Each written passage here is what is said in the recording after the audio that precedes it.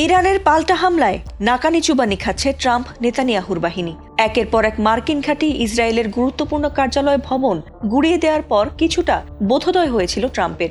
আর তাই মার্কিন মুখপাত্রদের দিয়ে তিনি জানিয়েছিলেন যে এই যুদ্ধকে তারা দীর্ঘমেয়াদী দেখতে চান না, তবে দমবার পাত্র নয় ইরান। সাফ সে প্রস্তাব নাকচ করে দিয়ে আমেরিকা ইসরায়েলকে উচিত শিক্ষা না দেওয়া পর্যন্ত লড়াই করে নিজেদের বিজয় আনতে এবার মরিয়া হয়ে উঠেছে ইরানি যোদ্ধারা।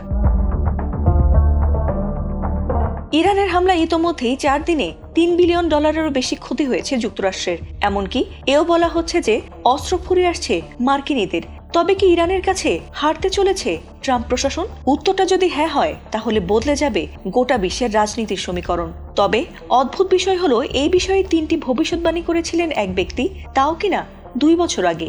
শুরুতে সে বিষয়ে কেউ পাত্তা না দিলেও বর্তমানের প্রেক্ষিতে সেই 3টি পূর্বাভাসের মধ্যে 2টিই সত্যি হয়ে যাওয়ায় এবার নড়ে চড়ে বসেছেন অনেকেই। আর সেই ভিডিওটি ভাইরালও হয়েছে সামাজিক মাধ্যমগুলোতে। ভাইরাল হওয়া ভিডিওতে দেখা গেছে ইরানের সঙ্গে যুদ্ধ হলে আমেরিকা হারবে, এমনটাই ভবিষ্যৎবাণী করেছিলেন চীনা প্রফেসর সুই চিনজিয়াং।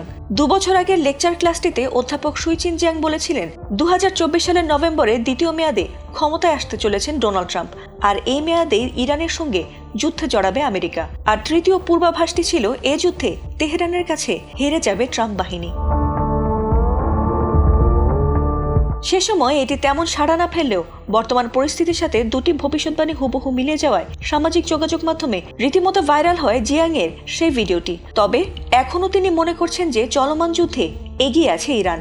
কারণ হিসেবে তিনি মনে করেন গত 20 বছর ধরে এমন যুদ্ধের জন্যই প্রস্তুতি নিয়ে রেখেছিল ইরান, যা গত বছরের 12 দিনের যুদ্ধে নিজেদের সক্ষমতা প্রকাশের মাধ্যমে বিশ্ববাসীকে ইতোমধ্যেই দেখানোর সুযোগও পেয়েছিল তারা। তবে এবারের যুদ্ধ শুরুর আগে প্রস্তুতির জন্য দীর্ঘ 8 মাস সময় পেয়েছেন তারা। তাই এ যুদ্ধে ইরানের জয় প্রায় সুনিশ্চিত বলে মনে করেন এই শিক্ষক। এছাড়াও নিজের ইউটিউব চ্যানেল প্রেডিক্টিভ হিস্ট্রিতে ভূরাজনৈতিক নানা থিওরি ও মতবাদ নিয়ে বরাবরই নিজের বিশ্লেষণ তুলে ধরেন তিনি। ফাতিমা সুলতানা, ATN বাংলা।